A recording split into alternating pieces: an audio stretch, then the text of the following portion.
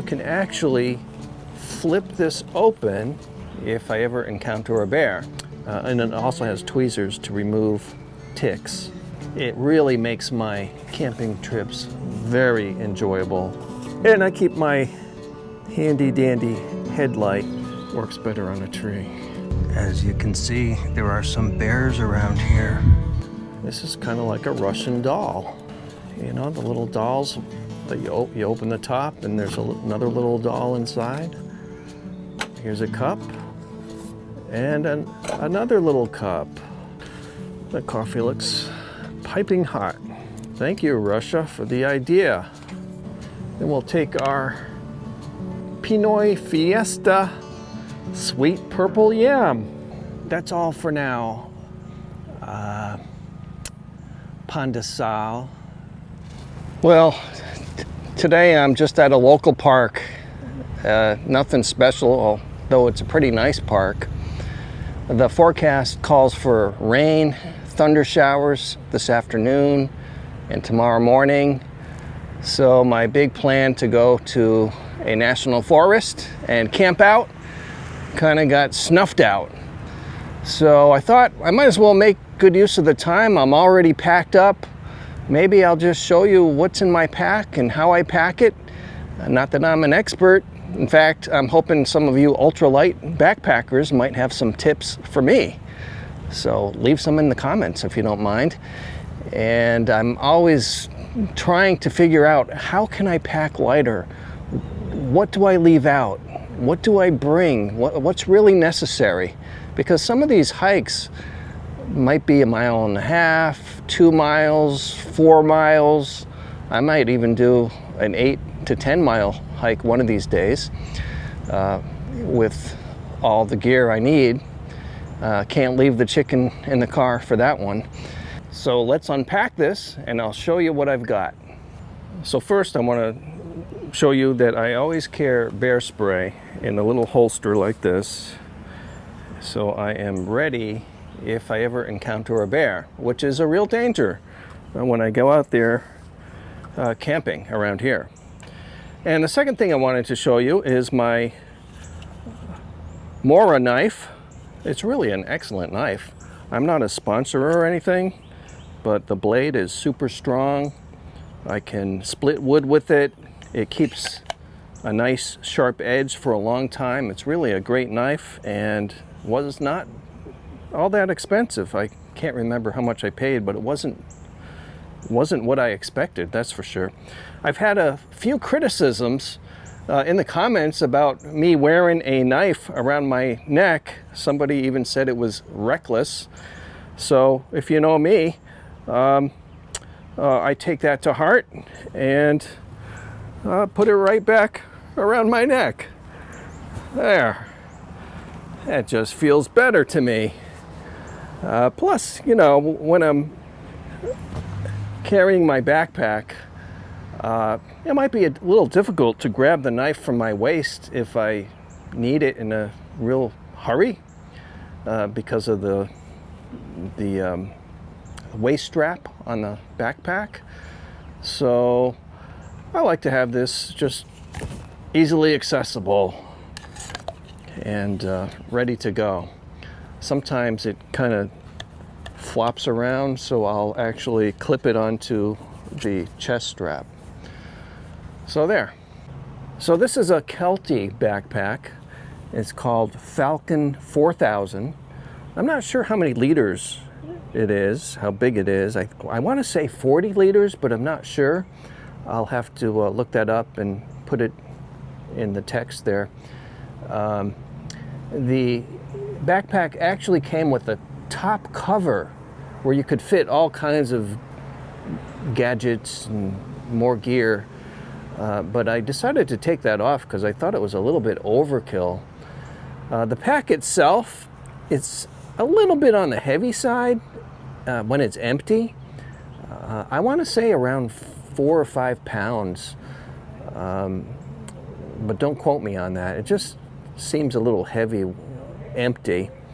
But what I do like about it is the color and the what do you call this, molly straps, so I could like stick stuff on there. In fact, that's what I did with my water bottles down here on each side. So I guess I'll start with that. So here's my water bottle. It's stainless steel with a twist-on cover like that, and it has a spout that you can pull out with your teeth. And what I like about this is that if I take the cover off, I can stick this right on the campfire to heat up some water. So if I don't want to get out all my, my coffee cup and the little pot, I can just heat up water in this. And in the winter, if I heat this up on the fire, put a sock over it, of course screw the top on after it's done warming up, then you can just place that in your sleeping bag or in your quilt, and it'll keep you warm on those cold winter nights. So it's multifunctional. Not only good for drinking, it's good for keeping your body warm. And if you've seen the other videos, I also filter my water from the streams directly into this container. So I have 2 of them. That's all I really need to carry, 2 containers of water. Sometimes, because I like sparkling water, I'll bring a can of that. But anyway, yeah, it's called Clean Canteen. The second thing I want to show you is down here. I have 2 items, my tent and the little table, the portable table that Tom and Kim gave me, which is great because I know I'm often going to be in places where there's no place to put anything down. So it'd be nice to have a table. And all I did, I took some paracord and I made some slip knots. I'm not going to show you how to do that because I'm no expert. And I just looked it up on YouTube and found some that I really liked. I think I'd have to watch it again in order to do it again, but I can do a sort of a slip knot if need be. All right, one good thing I like about this pack is that, well, there's a few things. I have these slip knots here on this paracord to hold my tripod if I don't want to carry it. You could strap anything on there. But we have these snaps, and one thing I like about this backpack is not only is there a pouch on the front, keeps stuff in there that you need access to quickly, but behind that there's another zipper that goes all the way down, and you can actually flip this open and have access to your pack without having to take things out of the top and dig through it with your arm reaching way down to grab what you want. This makes it super easy, so I really like that. All right, next I'm going to show you what I have in here. I've got some paper plates or cardboard plates. I just have 2 at the moment. I guess starting from the bottom here, because that's how you pack things, how I pack things. Yeah, I guess everyone does. We have the sleeping bag at the very bottom. Mine is a sleeping quilt. And then I have my pan. You've seen that. It's a really great little pan, non-stick, very easy to use. It comes with a spatula. I made my pancakes in that. It's portable. I like it. They say not to use it directly on the campfire, just on your little portable stove, but well, you know, I improvise sometimes. So there's the pan. In fact, I'm going to use that in a minute because I'm hungry for a little breakfast. Now inside the pack, I usually have everything in like little kits. So We have the sleeping bag kit that comes with the quilt and the cover that goes over the mattress. Then we have the water purification kit by Sawyer. Here in the this blue bag, I have my cooking ware, like to warm up hot water basically. In this bag I have a change of underwear, change of socks, some long underwear in case I get cold. Just keep that in a little dry sack. This is my fire starting kit, and I'll open that up in a minute and show you, along with the cookware stuff.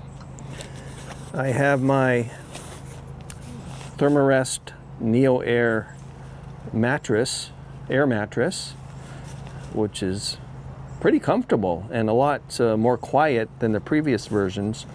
But I'll have to tell you, it was quite an investment. So there is an initial investment to camping, but once you have everything you need, then you're good for hopefully years. All right, next I have my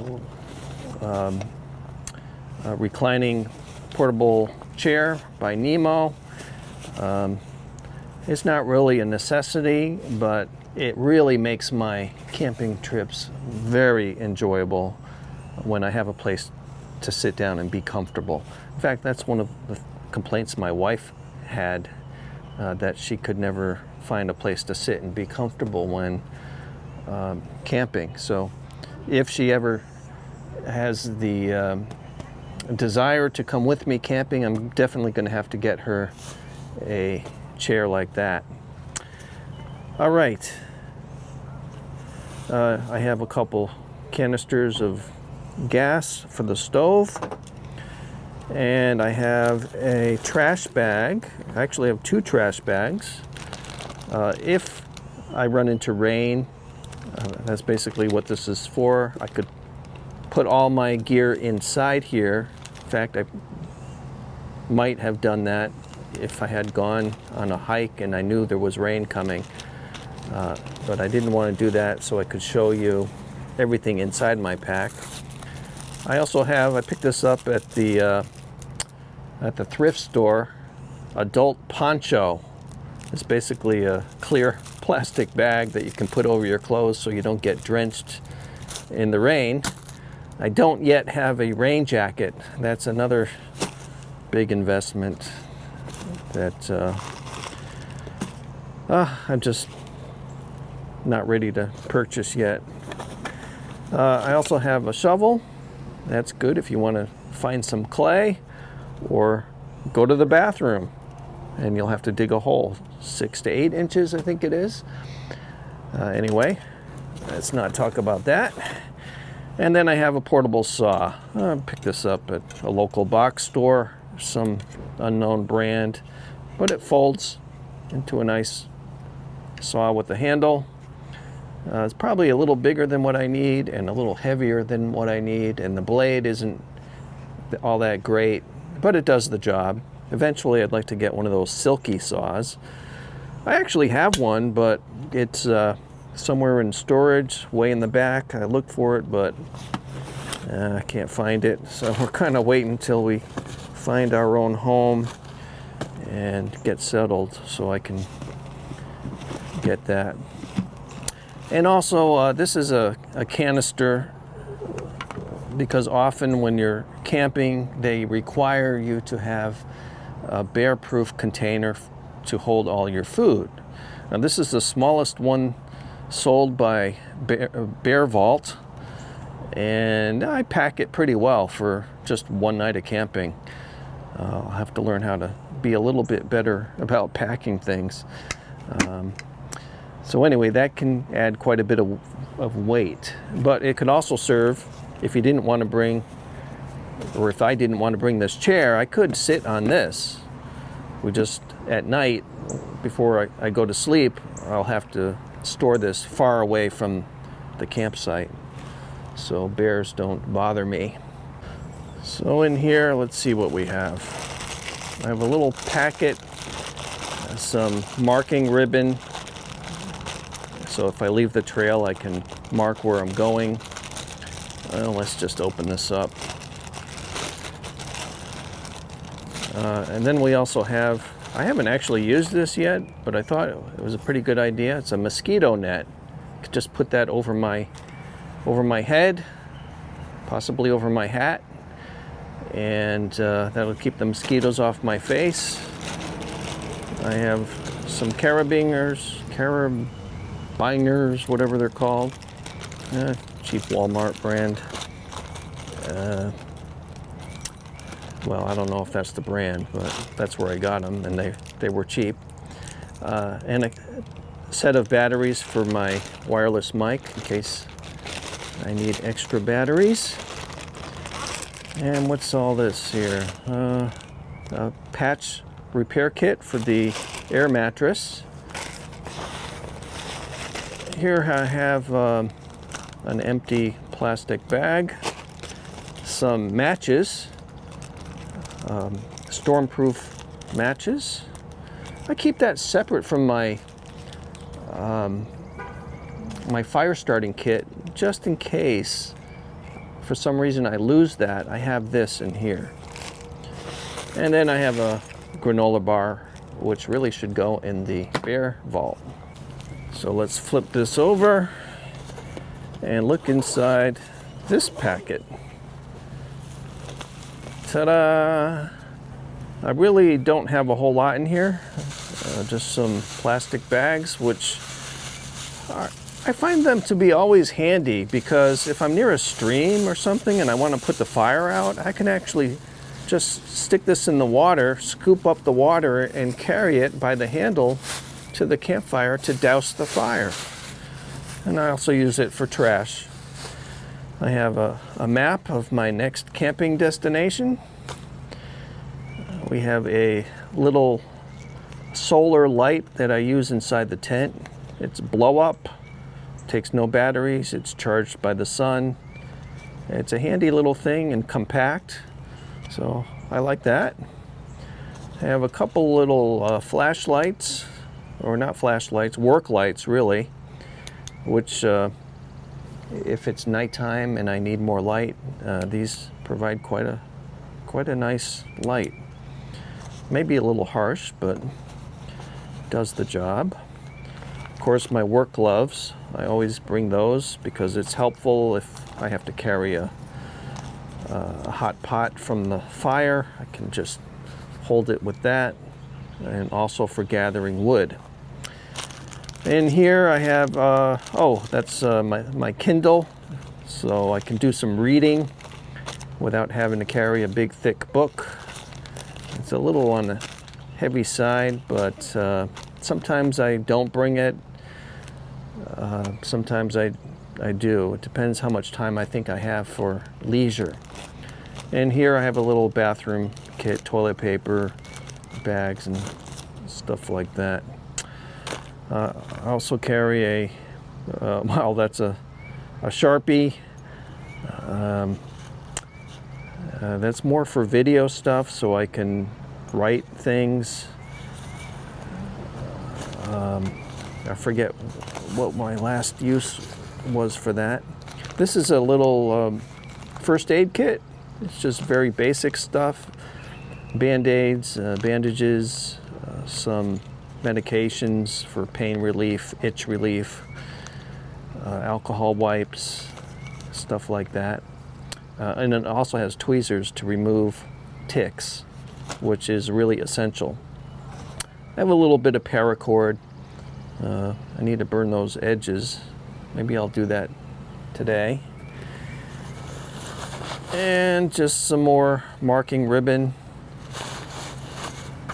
in case I need to mark my way or to mark off my campsite so I don't get intruders. And I think that's about it. Yeah.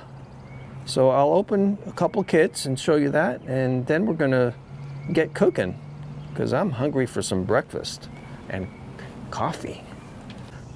Oh, I also want to show you this little pocket. This is the top flap that goes over the pack. And in here I have just a few things. These are my battery backups because I'm always running out of battery on my phone. So I have 2 of those now. I just bought one. I have some hand warmers. Do I really need that in the summer? Probably not. Probably not. And I have more extra batteries, which might be a little overkill. And I keep my handy dandy headlight in there too, just so I always know where it is if I need it in a pinch. And that's about it for the pack. So, boy, what a mess I made. Let me show you the cooking bag and the fire starting bag. One other thing I want to show you on my pack, the top handle, I have some paracord. You've probably seen this in my other videos, but I have about a 7-foot length piece, and I tied a very good knot there. Looked it up on YouTube, figured out what kind of knot to tie there so it will never come loose on me. Don't ask me the name of the knot, I don't remember. So if you have a loop, and I've showed you this in the past, you can wrap this around a tree, like say this post is the tree. Just wrap it around, stick one end through, and then you can hang your pack on that, so you don't have to set it on the wet ground or on the ground where there might be bugs. You can actually hang it and have access to your pack. And I'll show you how that's done one more time, because it's really pretty cool, especially if you have, you know, trees around. So you just find a little stick. It doesn't have to be very thick or very long. Just, you don't want it to be mushy, so you want it to be sturdy enough to hold your pack. And then you just take your loop, stick it around the tree, and one end through. So it's on there like that. And then what we're going to do is take our pack. You could prop up the bottom with your knee. You want to stick it through the front of the handle, come around, and go back through the loop. Then you take your stick, okay, you see that? You take your stick in that loop, and, well, works better on a tree. Obviously, my loop is only about, 3.5 feet, or maybe even 3 feet. So it's not going to fit around a big, huge tree like this. You would need a little bit of a longer piece of paracord, but this little tree would be fine. I wonder if I could actually double this.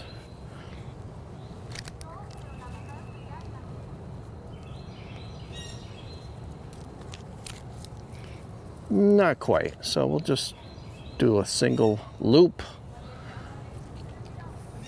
Go up high because I'm going to have a lot of extra. Put one end through the loop, so you have quite a bit hanging down now. In fact, that needs to go higher. All right, just like that. Let me show you one more time. You take your loop of paracord, wrap it around the tree,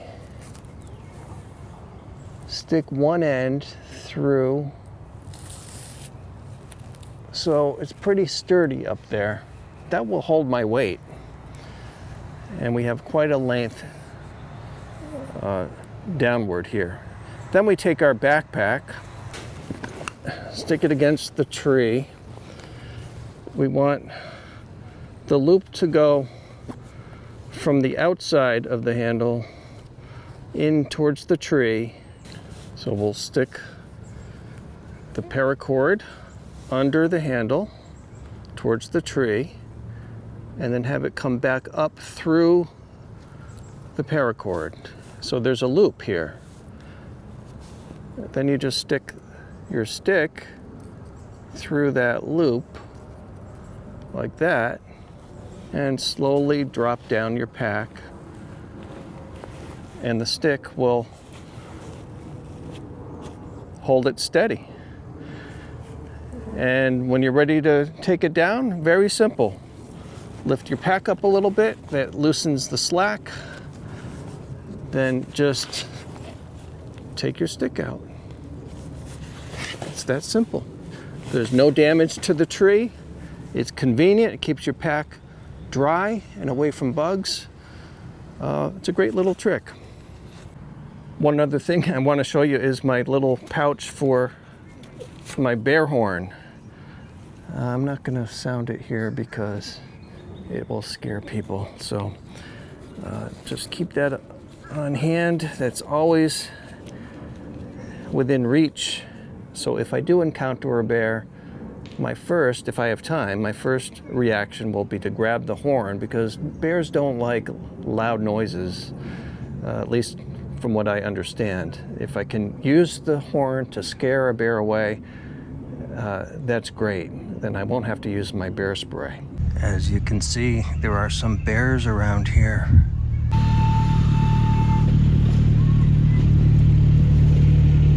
All right, well, let's take a look inside these two kits.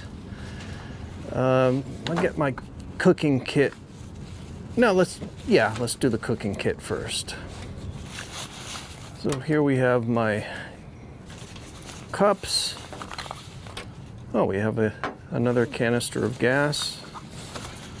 This is a little holder for the gas canister. And this is a windshield, which we might need today. Just take that out of the bag so it's ready to go. And in here, this is kind of like a Russian doll. You know, the little dolls that you open the top and there's another little doll inside. Here's a cup and another little cup. So thank you, Russia, for the idea. We do have some listeners in Russia, and my family actually came from Russia back in the 1800s, late 1800s, Lithuania and Ukraine. But anyway, inside the next little cup, I have my spoon,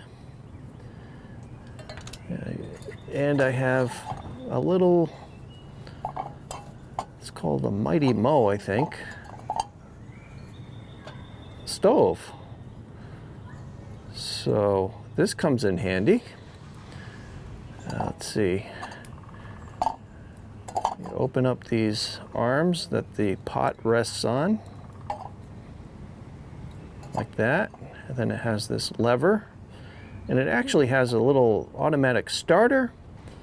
But unfortunately, my first time using it, I was making some charred material and it slipped and it melted the button. So now I have to start it another way.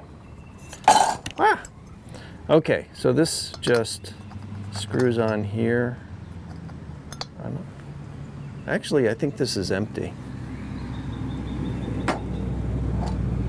Well, let's see.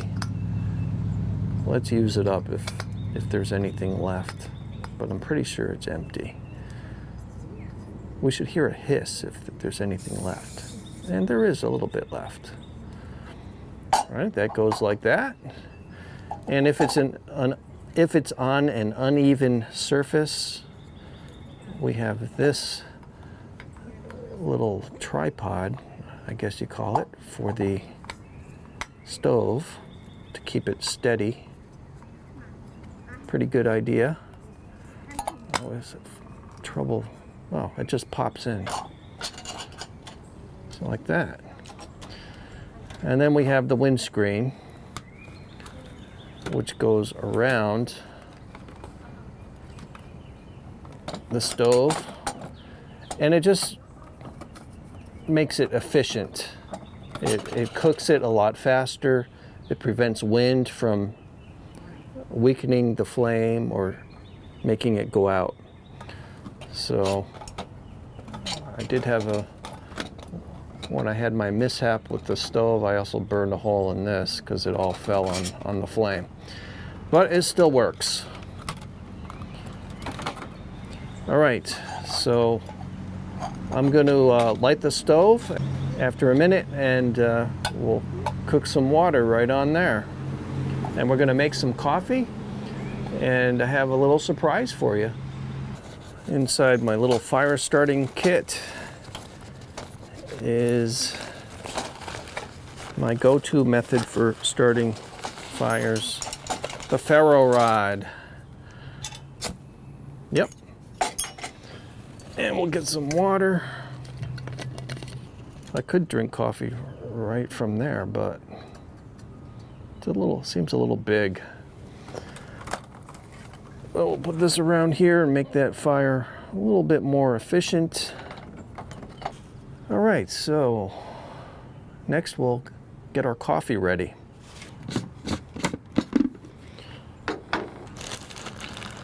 And today I'm gonna just go with an instant coffee, keep things simple. This is actually the most lightweight way to go, I think. We'll pour a coffee packet in the cup. I think the flame went out. Yep, so it was pretty much empty. Whew. And just open that up a bit.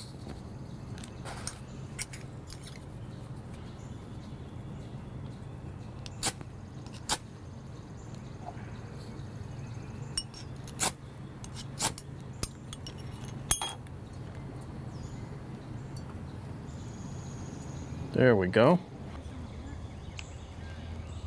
So while that's cooking, I'll show you my fire starter kit.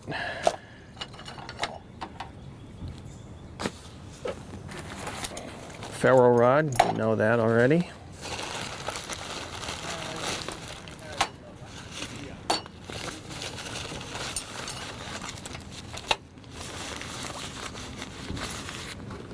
Okay, so we have a magnifying glass for starting a fire with the sun.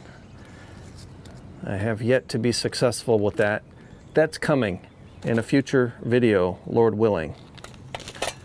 All right, here we have an old medicine container with cotton balls dipped in Vaseline, you know, petroleum jelly. And if I can get a little bit of an ember going, or some sparks from my ferro rod, this is a great fire starter, inexpensive, and just my go-to method. If it's raining, this will work. In this bag, I have some dry cotton balls and a lighter.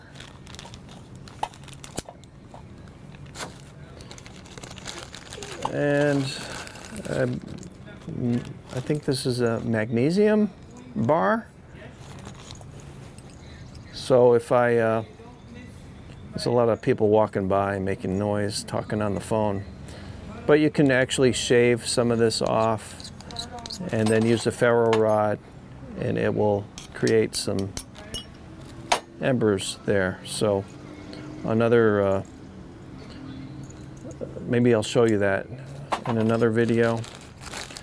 And also I have an old box of Altoids, And inside I have charred material, so that will help start a fire pretty well too.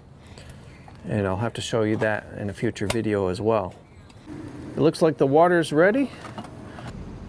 Into my drinking cup. I want to show you what I'm going to eat. Regular pan de sal, because they didn't have pan de ube at the Asian store. They were all out. And the poor guy has to drive all the way to Florida to get it. That's commitment. All right, so I want to toast that up. It's a little bit, I don't know, not warmed because it was in the refrigerator. Here it is.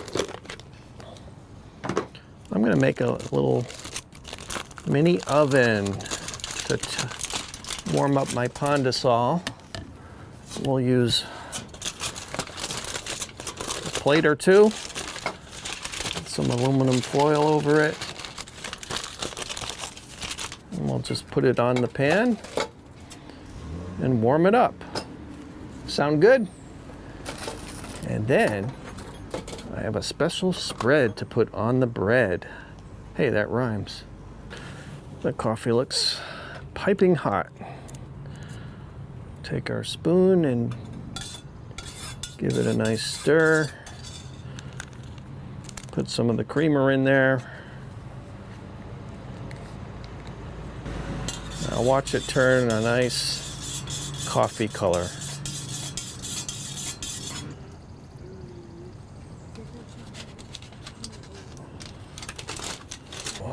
Take our pan de, oh, a little bit burned, a little too much. I want to see if I can slice open this bread a little bit. Then we'll take our Pinoy Fiesta sweet purple yam. This is really tasty stuff. Makes for a nice breakfast. And you just take some chunks of it, I guess, stick it on the bread. All right. Thank you, Lord, for this food. Please let it nourish my body. In Jesus' name, amen.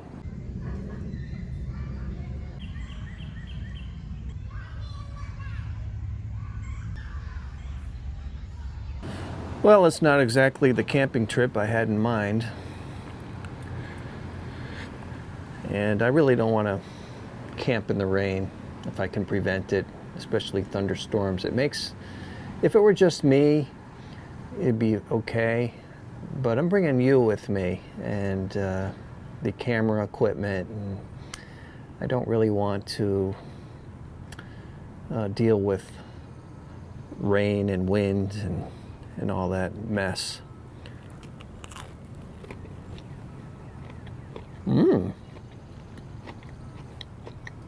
Sarap.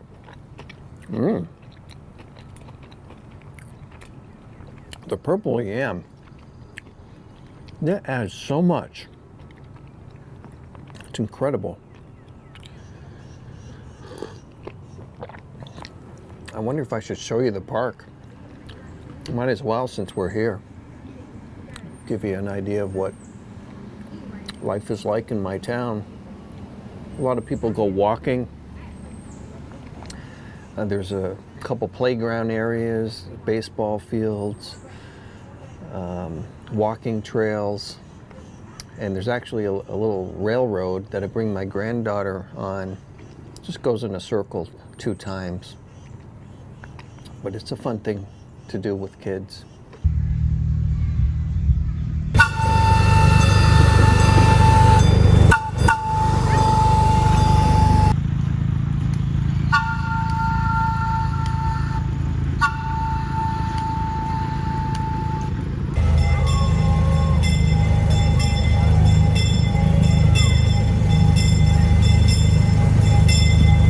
I don't don't think I can drink too much coffee here. I'll have to refrain myself. There were too many people around, and I don't want to leave here in a straitjacket. I think I'll have another Pondasol with sweet purple yam. Ube. That is really so good. It's actually called Halayang Ube. Hope I pronounced that right. I have no idea what Halayang means or what ube means. One of them probably means yam, and the other sweet or purple. I don't know my colors in Tagalog yet, just the numbers. There we go. And what a presentation, look at that. It spread so well too. So if you're ever near an Asian store, try some of this sweet purple yam. Pinoy Fiesta is the brand, made in the Philippines. Sure is tasty. Of course, I like anything sweet. Well, I know this was kind of a lame excuse for a video today, but maybe somebody less experienced than me, if that's possible, would find some interesting tidbits about my backpack. But more than likely, some of you really pro campers and backpackers have some tips for me. But that's what YouTube is all about, isn't it? We're helping each other improve our skills. And that's about it for today. So if you haven't subscribed to my YouTube channel, please do so. And also follow me on Facebook. If you like any of the gear that I showed you today, you can go to my website, and there's a tab at the top called Store. And I've made some links there to bring you to Amazon, where you can purchase those items. So if you find that helpful, check that out. Well, it's time to go, chicken adobo. That's it, Pancit. That's all for now. Pandesal. That's close enough. All right, God bless.